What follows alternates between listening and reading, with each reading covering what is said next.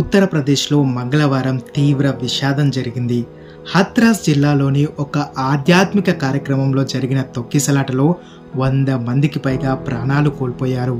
బోలేబాబా పాదాల చుట్టూ ఉన్న మట్టిని తీసుకోవడానికి భక్తులు ఒక్కసారి ఎగపడడంతో తోపులాట జరిగింది. ఇప్పటి వరకు అధికారిక లెక్కల ప్రకారం 116 మంది మృతి చెందినట్లు తెలుస్తుంది. చనిపోయిన వారిలో 108 మంది మహిళలు, మిగతా వాళ్ళు చిన్నారులుగా తెలుస్తుంది. ఇంకా మృతుల సంఖ్య పెరిగే అవకాశం ఉందని అధికారులు అంచనా వేస్తున్నారు. అంతేకాకుండా మరో వందలాది మంది తీవ్ర గాయాల పాలయ్యారు. వీరందరినీ ఎటా జిల్లా ఆసుపత్రికి తరలించారు. అక్కడ వీరిని చూసి కుటుంబ సభ్యులు కన్నీరు మున్నీరవుతున్నారు.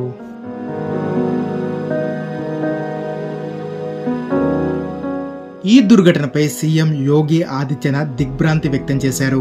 క్షతగాత్రులకు మెరుగైన వైద్యం అందించాలని, ఘటనా స్థలం వద్ద సహాయక చర్యలు చేపట్టాలని అధికారులను ఆదేశించారు.